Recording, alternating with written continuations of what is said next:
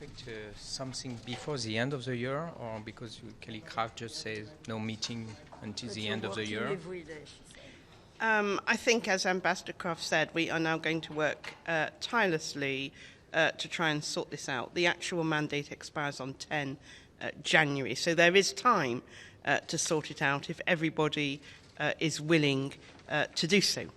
But I don't think we'll be doing that in formal council meetings. I think we'll try and do that among ourselves in an informal way, in the hope that we can land a sensible and effective compromise that actually does get the aid delivered to everyone in Syria who needs it, and that does what the UN and OCHA are asking for. As I've said before, they're the body in the international community charged with coordinating humanitarian assistance.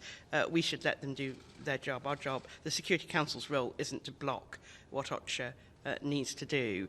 And I found the crocodile tears from the Russians and Syrians about what will now happen on the ground, merely yet another example of the breathtaking hypocrisy we've seen on this.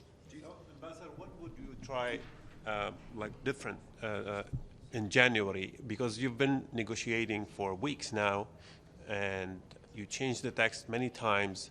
So what else you can do? I wouldn't actually. I think part of the problem might be that we haven't actually been negotiating for weeks in the sense of seeing different iterations of a text. But I don't think it's helpful if I try and set out some hypothetical ways we might negotiate. We're going to have to sit down with a blank sheet of paper and see where we can find points of agreement to get the resolution through.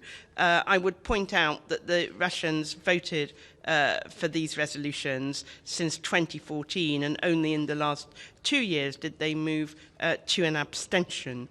So there's something about getting back to that. I suspect some of the Russian motivation is about standing up a narrative that things are getting so much better in Syria that this aid is not needed. And I think the best counter to that is what the Secretary-General says in his report, namely that the situation's getting worse. And I think that's the thing we've got to concentrate on. Ambassador, is there a role for the Secretary-General to play in trying to convince Russia and China on this? Well, the Secretary-General's in Europe at the moment, so it's not a question we can put to him directly. I think it's important that all bits of the UN and all bits of the Security Council try and get together to resolve this by the deadline. Thanks very much, everybody, and happy Christmas and happy holidays to everybody. You too.